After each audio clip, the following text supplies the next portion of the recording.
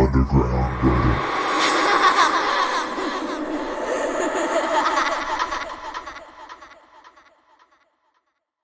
I'm 25F. I've been a caregiver for 6 years now. I've worked in a few different places, retrained and reintroduced to new residents. The first CBRF I ever worked for was a 13-bed facility. A CBRF takes in more than just geriatrics who can no longer live alone. It handles anywhere from addicts, to dementia to old age. In order to become a DSP you have to go through about 4 weeks of training. Direct support professionals go through basic first aid, administering medications, basic fire safety and dementia support classes. All the training classes never quite prepare you for being on the floor. During dementia training, they taught us about dementia with Lewy bodies. It's a degenerative disease that causes auditory and visual hallucinations. We ran through different scenarios of how to redirect a resident while they are having these episodes. One example was of the residents chasing after their past loved ones. Often they wander away from the home and end up lost. We had to stay vigilant in order to keep them safe. The main thing was we were to never discredit them, or their hallucinations. We were taught to play along and redirect. Telling them, no, it's made up or no one is there, can cause them to fly into a violent rage, or break down into inconsolable tears. When I first started on the floor, I met one of the first dementia patients right away. Her name was Beverly. My first interaction with her was her coming up behind me and whispering to me, "You better take care of them, or I'll have to kill ya." She then pointed at the floor as if someone was standing there. I nervously laughed and ran to my administrator's office. She explained to me that Beverly was harmless, but she often saw children. She reminded me of my training and to play along, but then added, "You may see them too." I continued working there for a few more months without much of any incident. I worked the second shift, so there were many uncomfortable nights. While vacuuming the hallways I heard the door alarm go off. Every time someone opened one of the main doors to outside, an alarm would ring. I looked out the window to see Beverly, in nothing but a nightgown, in the middle of a Wisconsin winter. She was bent over at the waist, walking slowly, as if a small child was holding her hand and leading her down the parking lot. I quickly ran outside to catch up with her and tried to consult her. She was confused when she saw me, and asked where the little girl went. I explained to her that her mom came to pick her up, and quickly brought her back inside. A few weeks later some of the other staff were talking between shift change, and I overheard them talking about Beverly's little girl. Turned out I wasn't the only one that had seen Beverly have an episode. But then they went on to talk about the daycare next door. I hadn't been working there for long, so one of the veteran DSPs went on to explain about the original daycare that used to be in the new one's place. I guess it burned down and some of the kids got hurt. The veteran DSP wondered if there was any correlation between what Beverly was seeing and the old daycare. The rest of the group of the DSPs went on to talk about weird sightings they had seen in our building. Always catching glimpses of someone short out of the corner of their eye, things going missing, or even being misplaced. We had even had a resident wake up screaming in the middle of the night saying he saw a woman on his ceiling staring at him. When I started my shift that night, I was left with the veteran DSP, all the other DSPs had left for the night. I stayed in the kitchen cleaning up after day shift while the vet was passing meds. I heard the back door open and ran to the windows in the back hallway to look. It was Beverly. It was snowing really hard that night, so it was hard to see out, but she was in her bent-over stance being led away by something again. This time, I saw another person with her, actually holding onto her hand. A little girl with blonde hair. I yelled for the vet and we both ran outside to look for Beverly. We looked all around the building and found nothing. The vet asked if I was sure of what I saw. I swore that I had seen Beverly. I even heard the door alarm go off again. The vet suggested we go back inside and check if maybe she got back in without us noticing. When we got to her room we both had the air escape us. We found Beverly on the floor dead. I won't go into too much detail of how she looked, but it still haunts me to this day. She was holding a photo. It was a picture of her daughter when she was little, and her daughter had long blonde hair.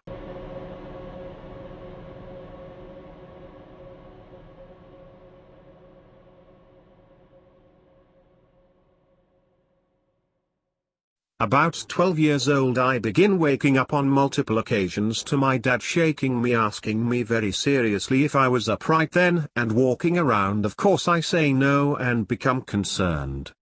Alongside that, my house is very strange. We moved there when I was 4. It was built in the 70s and in Southern California Inland Empire. We live in a cul-de-sac where the house is on an acre surrounded by trees on a hillside, very creepy outside at night and in the house. So my dad's experiencing something I don't know about yet. All the while my parents are going through a divorce. My dad moves out. I'm left with my mom and older sister. It's hard to recall when things got weird, cause strange and scary stuff always happened, but I noticed when I had a new friend stay the night at around 13 years old and he up and left in the morning and didn't wake me. Come to find out he was being tormented by something standing in my doorway watching him as we slept in my room, and he described the person to have a cloak and large hat and described them as one of those shadow people. Never heard of at the time. He had asked me, someone was at your door watching us sleep that night. Did you know or see them? Was it your family? He was very creeped out and was kinda hard for me to take him serious with what he was saying. So that was weird. All the while I'm the new man of the house. My mum worked 2 jobs and I was homeschooled at this time, so I had till late afternoon to myself, and even when my mum was home I had free reign. Little things start happening, like I'm in the living room and I hear cabinets and stuff opening in the kitchen. Once I go in the kitchen I hear my dog barking in the living room where I just was, and this planter was knocked over. Dirt scattered. Couldn't explain it. More things like that happened. Definitely I started to be aware of a presence.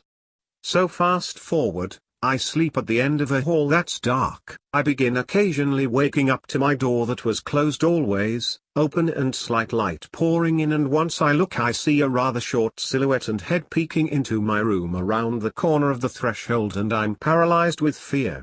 I get up and pull my light string above my bed as fast as I can, and my door is back shut. I'm sure I thought it was a dream.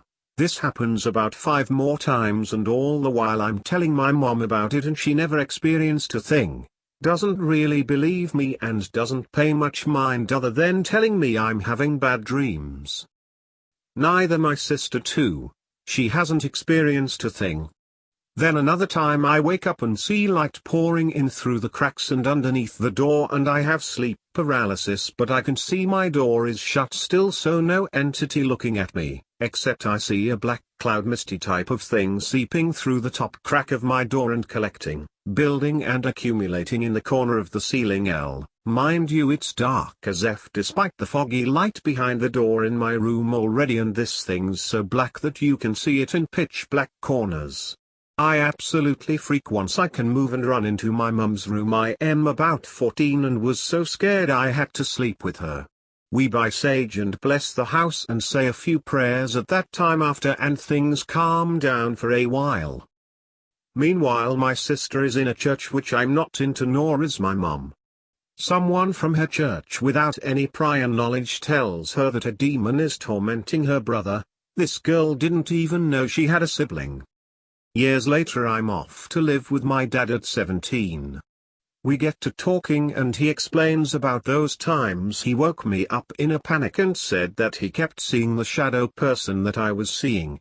He described waking up to open door and light pouring in with a short person blacker than black facing him and walking back and forth near the doorway. And him being very frightened each time he'd get up and try and find whoever was in the house and usually wake me up to see if it was me. I remember these times being woken up by my dad in a panic, him asking me, "Were you just up right now?" He said that one time he had been trying to tell my mom what he had been seeing and she kinda just ignores him and says he's crazy or he's having a dream. He wakes up one time and sees the shadow person at the door in the hallway. Paralyzed with fear, he manages to wake my mum up by nudging her with his hand, and he whispered, "Look, it's there," and my dog is growling on the edge of the bed. I've gotten stories from both sides, my mum and dad, of this incident, and they match up. He's seeing someone stand there with the door open but only sees a shadow, and my dog probably does too. My mum's telling him, "I don't see anything, there's nothing there." She just sees the door shut and nothing but darkness, no feeling or nothing, but remembers the dog growling at the door. My dad jumps up quick, turns the light on, and there's nothing. Door is shut. I guess he called a demonologist and explained what was happening after a while, and the guy had a name for it and everything, but told my dad, "You don't see a large tall man at the foot of your bed with a cloak and or large hat? About 7 feet tall?" Sometimes my dad says no, only the short one outside the room, and he says, "Well, what you're describing is usually one of a pair of demons. And there's usually a tall man with a strange hat," and has my dad absolutely shook. So the next couple nights at some point it happens again, sees the small guy in the hallway, and he takes a second look to his left and sees what he described as a 7-foot tall black abyss of a man standing at the foot of his bed, and he's wearing a very abnormally tall top hat and has a cloak on or a trench coat, just standing there. I'm not exactly sure what happened after that. He told me this story some years ago. But that shook me to my core, hearing that, cause obviously those times where I was experiencing things in the night, if I had taken a second look I might have saw him too, instead of just the short one in the doorway. And it was sort of what my friend had described when I was a kid and he stayed the night. Fast forward. So I move in with a GF at 19, haven't been to my mum's in a while. She gets pregnant, we get a small apartment. And things are okay for the most part. After years of reminiscing about this shadow person, my son is 3 now. I have a 1-bedroom in downtown, and I pulled the mattress in the living room for movie night in the living room, and we fell asleep in there. My GF left for her job at 1 a.m. I believe, and I am with my son in the living room, and about 10 feet in front of the foot of my bed to the left is the doorway to my bedroom. I wake up around 3 a.m. regularly at this point also, and always creeps me out. This time I wake up and I see light pouring in from my bedroom and a short shadow and or person looking at me from around the corner of the door threshold in my bedroom. I'm instantly shocked with fear, but I manage to sit up and I'm rubbing my eyes, looking back at it over and over and wondering why it's not going away. When I rub my eyes thinking this can't be happening. No way am I seeing this. Then my son sits up with tired eyes and says, "Dad, make go away," while pointing in that direction. Baby talk, but he meant to say, "Dad, make him go away," obviously. I'm absolutely shook to my core that I'm seeing this, not believing my eyes. Then my child confirms it, that yup, I'm seeing this fucking thing again. As soon as respond though and comfort my child, it's gone. I tell my GF and she's scared as well and knows of the history of my paranormal encounters and everything, but things move forward. We let the lease run out on that apartment last year and weren't ready to move, so we move with the in-laws. We don't get along well and never did, so I move with my mum and come back to work near my family home, while my GF stays at her parents' with the kid for their help. Moved back in my mum's 3 months ago. I'm 24 now. Haven't been here in 7 years almost, and as soon as I'm back I'm getting into listening to scary stories on YouTube, and I'm hearing stories of shadow people, the Hatman, the old hag. This story is the only reason I've made a Reddit account. Just to share my experience. So I'm here alone a lot again. It started with one night I came home, it was only me and I am in my room with my door shut. I hear noises as if someone's home, but I know there is not. Noises like fridge opening and slamming shut rather hard, my creaky old cabinets opening and shutting, the microwave, etc. etc. So I get up expecting someone in the kitchen, and nothing. This is about 2 a.m. I go back to bed and hear it again, and now I'm shook. I'm frozen in fear as I was as a teen when things happened. I hear footsteps all through the house. It sounds like someone's walking from one end of the house down to my room and back. Distinct person footstep sounds back and forth rather fast too, like someone rushing around to leave for work or something. I'm looking out my window at the driveway, expecting to see my mum's husband's car, like maybe it's him, but no, nothing. I'm scared as fuck. I lay back down despite the noise and I'm being quiet. Whatever it is, I don't want it to know I'm here. I hear this thing walk straight up to my door, as I hope it doesn't. In my head it was like it knew. I hear it rest some weight against my door, like as if someone put their hand on the knob and pressed to ear against the door. It's unlocked. I'm frozen in fear and hoping to God the door don't open, and I swear I telepathically could sense this thing was contemplating coming in and decided not to and walked away. This was more frightening than the time the black smoke poured in the door, more frightening than when my child saw it too. So next few nights, it's a weekend, my mom and her husband are gone each night, and I'm a night owl. I'm up usually unless I got work in the I'm hearing things regularly just like what I described. But with my bad relationship with my mum, I didn't want to immediately move back in and then start telling her the house is haunted and have her think I'm on drugs.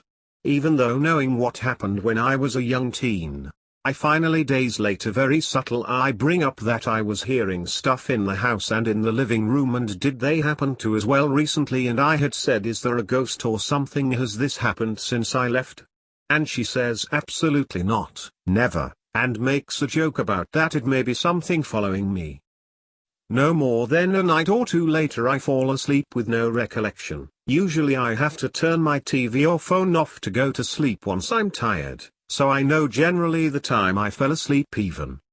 This time I remember laying down on Instagram on my phone wasting time, don't remember being tired. Next thing I can remember is the following. I'm dreaming but not aware of it, so I'm terrified. I'm bound with hands behind my back and I'm in pain, and I'm in a purgatory sort of environment with this large hatted tall dense black of a shadow in the figure of a man standing in front of me, and he's explaining to me for the better part that he's a demon, exact words I can't recall well, and telling me other things of that sort, and he has a bloody fleshy decapitated head in his hand that is a demon head and has horns and fangs, and he makes me take a bite out of it and eat the flesh as I'm in agony. By the time my subconscious says this is ridiculous and it's a dream, so I wake up, but once I wake up my blinds to my window swinging around making a fuck ton of noise, and they are right next to my I sleep under the window alongside the wall, and I know for a fact my window is shut, my door is shut, there is no draft whatsoever. I get up immediately and am trying to process the dream I was having and why it sounded like someone jumped through my window with the blinds shut and the window shut. I am up now trying to recreate it, and I open my window even and my door and the window in the room of which my door is in, and try to create a draft as such to make my blinds move all crazy and make noise. Not even with my window open could I get them to move. And when I say moving, they were making so much noise and swinging around, like I said, as if something had went crashing into them without breaking my window. I know for a fact my window was shut. I just can't explain why they moved. I don't have a ceiling fan nor any other fan. It gets pretty stagnant as far as air. There's no draft where I'm at in the house, and I just can't explain it. Not to mention the dream I'm having before that. That brings you up to speed to present day. That was about 3 weeks ago. Leave a comment, please. Let me know what you think, or if you have any questions. Thanks.